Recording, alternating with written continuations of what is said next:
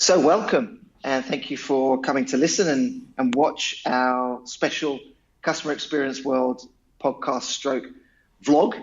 I'm Mike Perk, CEO of WWC, but also a founder of Heavy Chef. Now, Heavy Chef is a global platform that believes in a world of talkers. It's actually the doers that are going to change the world. And it's on that note that I'm privileged today to speak to a real heavy chef, Adrian Swinscoe, author and consultant, owner of the company How to Wow. Adrian, welcome. Hey Mike, how you doing? Yeah, I'm good. I've never been called a heavy chef before. Now, hopefully that doesn't imply the size of my waist, anything to do with the size of my waistline, you can take it however you want, or any doesn't allude to any sort of latent capabilities I might have in the kitchen. I may hasten to add that I don't have many, particularly in that area of the house. I love it how you're putting yourself down right at the start of this conversation. But I can make a mean bechamel sauce, I hasten to add. It's always good to have one thing. My mum told me before I went off to university, have one recipe. Yeah. Have one thing that you can impress the ladies with.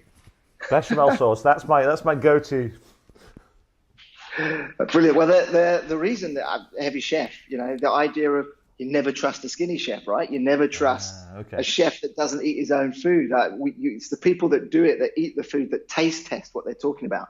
They're the people that we've got to trust in this world. They're the people that are going to make the difference. So we met last year for the first time at a conference in South Africa. We were both speaking. Yes, indeed. And our paths seem to be crossing ever since. I've got to know you a little bit more since then, but maybe for the audience, you can tell us a little bit more about yourself. So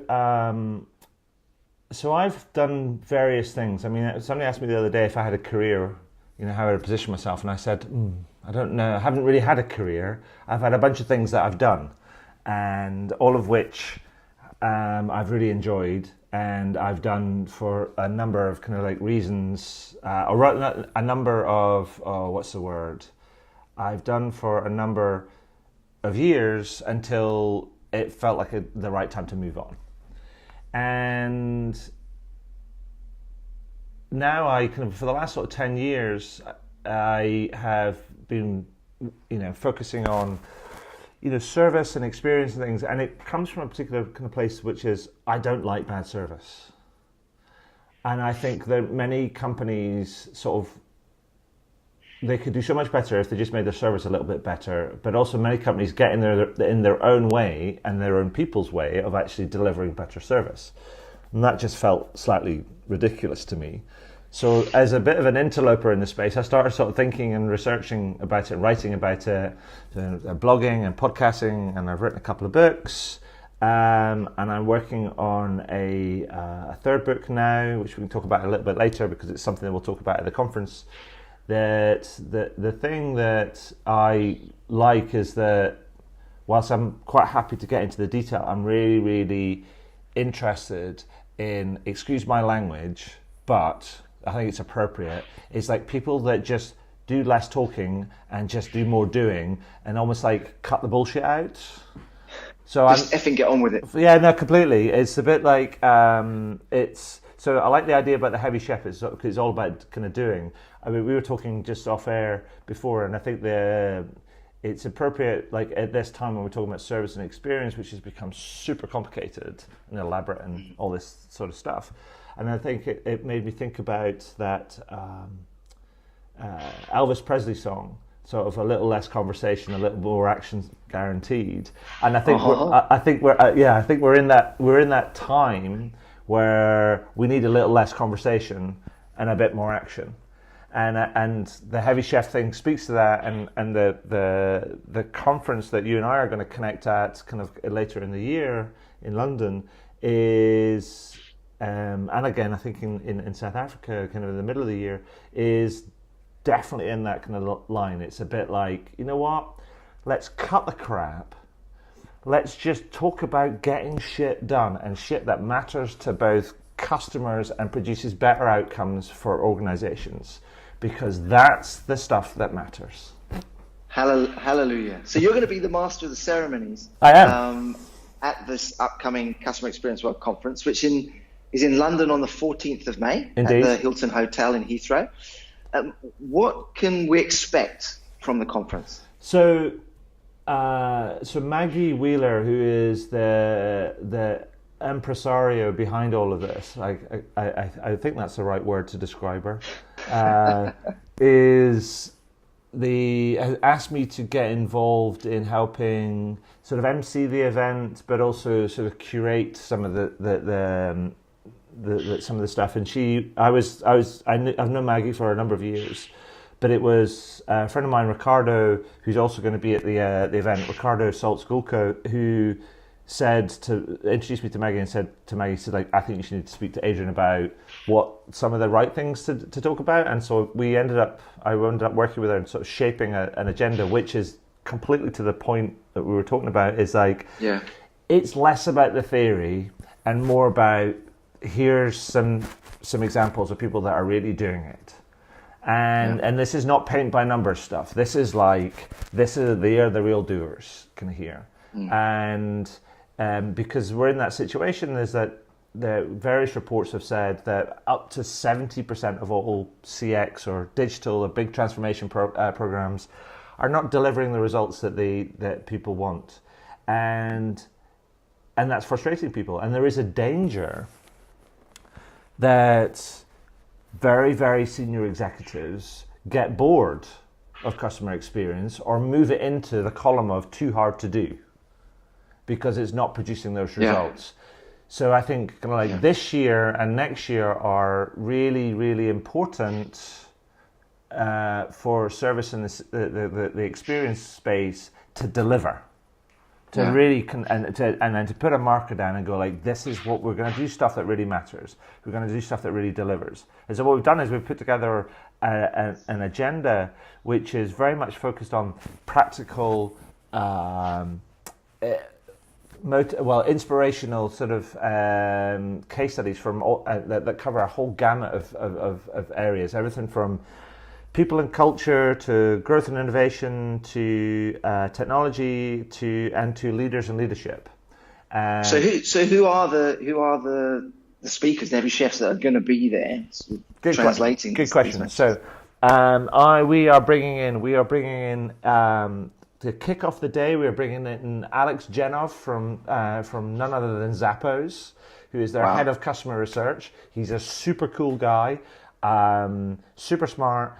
And he will tell us all about the inner workings about how Zappos goes about and builds those heavy relationships that they have with kind of their customers and what they do about it. So it is a combination of this kind of understanding of human behavior and insight and the technology and data and all that sort of stuff, but it's very much human-led, and it uses data and technology to really deliver on that. So he kicks off the day. That's one bookend. Then we've got another bookend at the end of the day, which is from a lovely gentleman called Lord Mark Price, who I've had the pleasure of meeting actually at his offices in the House of Lords in London, which was, oh my God, kind of particularly because after I spoke to him, he went and took me on a tour of the House of Lords afterwards, which was quite amazing. I was getting kind of. Did you feel at home there when you're at the House of Lords? No. Did you feel? No. I am probably could more accurately describe myself as one of the proletariat rather than a member of the House of Lords. But that's another an aside. But Mark Price, the important thing about Mark Price is that Mark Price used to be the managing director of Waitrose and the deputy chairman of the John Lewis and Partners, or formerly known as John Lewis Partnership, who are an iconic brands here in the UK and around the world around service and doing the right thing by your customers. And so they'll talk about all those kind of different things. Mark's particularly going to talk about the employee experience and happiness and everything else. Alex is going to talk about how do you build those big relationships, those heavy relationships that you with customers that drive loyalty and growth and things. And then in between we've got people from Google, from Endemol. We've got Pauline Wilson coming in from Virgin Holidays. We've got Andrew Lawson that is going to come in from he's the chief product officer, who's going to come in from Zopa. It's going to tell us about how they took the Spotify model of agile teams and implemented that into a peer-to-peer lending platform in a heavily regulated kind of industry. And it's like mind-blowing stuff. It's like here's your menu, to take the chef analogy sort of thing. It's like, ta-da, here's the kind of the palette of things that you can do. People are going to lay bare kind of everything that they've done and just go, now then, peeps, crack on. And this is just happening in over one day. Yes. Because it sounds like you've just described a learning program for people over 6 months, let alone like jam-packed to get all of that in one go. No, it's all in the it's all in the one day. It's like there is very little fat in any of this sort of stuff. It should be incredible learning, incredible networking, and access to all these kind of people. And I just think, personally, I'm proud of the kind of the agenda that we've put together. I just think that I personally know a lot of the speakers. You're going to be there, which is brilliant, because and then the reason I kind of asked, I reached out to you and said, would you be interested in getting involved, is because, one, you talk about future fit leadership, and I think that it's a dimension that many people talk about, but not many people kind of do. But I think the way that, and I'm not going to give away there's no spoiler alerts here, but I've seen you talk about this before, and I think the way that you do it and how you tell that story is unique and engaging, and it translates into real, from a learning experience. People go, oh yeah, I get that. And it's going to be, I just think, I thought it was marvelous. And I thought it was like, when I saw you do it, I was like, oh, that's Mike, that's so on the money. And I just thought, yeah, we'll kind of assemble all these people and I think we'll have a ball. I was fortunate that the dates coincided with the last Premier League games of the weekend as well. So being based in Cape Town, I can come over for the event, but also get Tottenham's last game against Everton. Yeah, Not that it matters anyway. It looks like we're out in the title race. That's yeah, a that whole different conversation. It might be Pochettino's kind of farewell as well. You never know. Oh, let's not go there. Please don't upset me. So ultimately, in sort of tangible terms, for the attendees that come, what are they going to get out of the event? What are they going to be able to take back to their organisations? Just very briefly. Well, I think that for me, I think the take back is going to be. And I think this is related to some of the things that I will talk about when I open up the conference. And this is related to the latest book that I've got. So some people might have seen, if they know me or they've seen the agenda, that I talk about this idea of being an aspirant punk in sort of punk CX, and people will be like, what's that? And I'm like, well, it's just like, aspirant means it's a bit like being, if anybody's a Star Wars fan, it's like being a Padawan learner, kind of in the Jedi kind of like temple sort of thing. And so I'm learning about being this sort of almost trying to take a punk attitude to customer experience, because my belief is that it's getting overly complicated, and we're getting caught up in the complication. And that's what this new book that I'm developing is about. It's about what would a punk version of customer experience look like. And the interesting thing about punk is that it's not about having a green Mohican and studs through your nose and things and wearing leather jackets. Punk is also about a mindset. It's about not having to know everything to get started, sort of thing. It's daring to be different. I mean, we were talking before, and I was saying that there's this great. I mean, there's the Elvis quote about a little less conversation, a little bit more action. But then there's also this thing. There was a quote that came to mind from Voltaire, which says, "To be absolutely certain of something, you either have to know everything about it or nothing about it." And I think that juxtaposition is that we get people that are thinking about customer experience, and it becomes like it needs to be this multi-layered kind of thing. And you're like, well, no, why don't we just do something that's a bit more punk and just do stuff and keep doing more stuff and do stuff that has some bravery and heart in it, because actually that's what our customers are looking for. And I think that's kind of what we're trying to do with this conference, is to say, look, it doesn't necessarily, it can be, it's not easy. It takes discipline, it takes commitment, it takes insight, it takes bravery, sort of thing, but it's worth it. And here are some examples of people, some shining examples of people that are doing it, that you'll get to listen to, learn from, talk with, kind of understand, connect with, all these different sort of things. And if that doesn't give you the kick up the arse that your organization kind of needs, and that springboard on to kind of go on to take your own experience and your own organization to the next level, then dude, I'm not sure what else we need to do. Yeah, I agree. So look, if someone's listening to this or watching this and they say, look, I like what I'm hearing here, I want to know more. Yeah. What should they do? Where should they go? So you need to find Customer Experience World, which is run by Focus Group Events.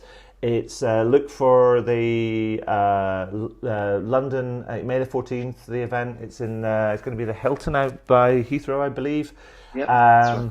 And I tell you what you should do is, rather than sign up for one place, sign up for two places, and take somebody else that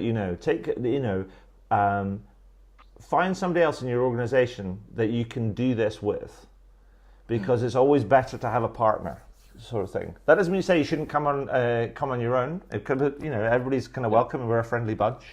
That's going fine. But in terms of, if you can bring somebody else from your own organization, do it, because it's always like whether it's Batman and Robin or Butch and Sundance or kind of like, all these type of things, people kind of have partners, right? And having a partner in your organization is always a good thing, a good place to be. We get stuff done when we got a partner. We're accountable to someone else. We can get the energy off them. Yeah, it keeps us going in those and times. Somebody to bounce ideas off and things. Back as soon as we get back. Exactly. So I agree. Get two people going and then get a clear action plan and hold each other accountable, because it is going to be practical. People are going to be able to take a lot out of it. Oh, there is, by the way, within all of that, within the streams and all the talks and things, what we are going to do is it's not just going to be a standard sort of thing where we've got you get keynotes, and then you break into streams, you get kind of more talks, and then it's and it's just all kind of like broadcast one way, so like blah, blah, blah. We're also going to put in the streams the opportunity where the speakers will get a chance to pose a question where to the audience, and they get to kind of like rummage around with that question with their peers on the tables and things, and we have a bit of a kind of a discussion sort of thing. So we do a bit of a talk plus workshop kind of bit. It's all quite fast, but it's sort of like cements and drills into that, to the learning and the application. So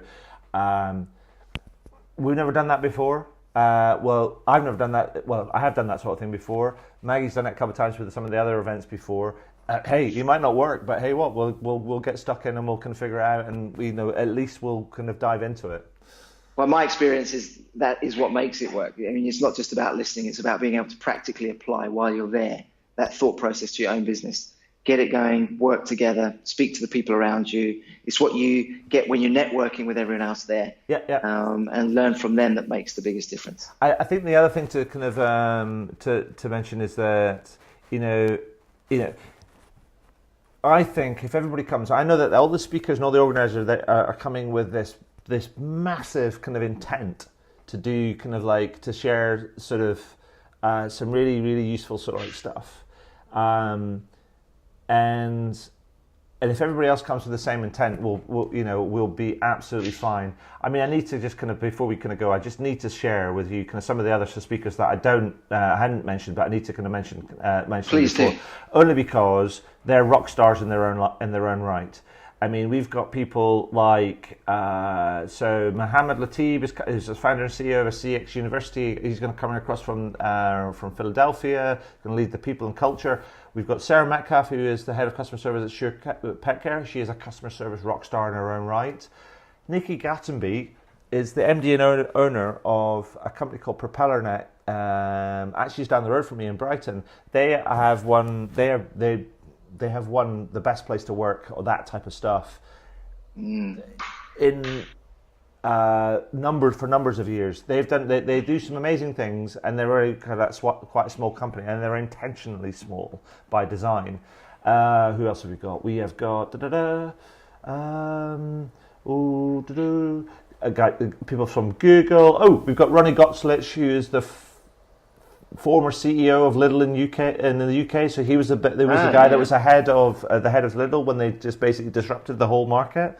And he's going to talk about what they're going to do. We've got people from Xerox, just head in them all. We've got somebody from Watson Commerce at IBM. I'm going to stop. Yeah, I know. I think we've got people coming from Belgium. We've got specialists coming from all over Germany. Yeah. As you said, the CEO of Lidl. I think I'm really, really looking forward to it. And I think we could carry on talking about it, but I think, if people find this interesting, then go to the focusgroupevents.com website. Yeah. And they can get details from there. Before I close off, and thank you, is there anything else that you think we've missed that we need to let everyone know about? People should just do it. Just do it. In the words of Arnie, do it. Brilliant. Well, on that wonderful impression, we'll close off. Adrian, thank you as always for your time. I'm super excited to get out to London in May and be part of this event. And hopefully we'll see a lot more people who have been listening and watching this come join us as well. Thank you. Perfect. Thanks, Mike.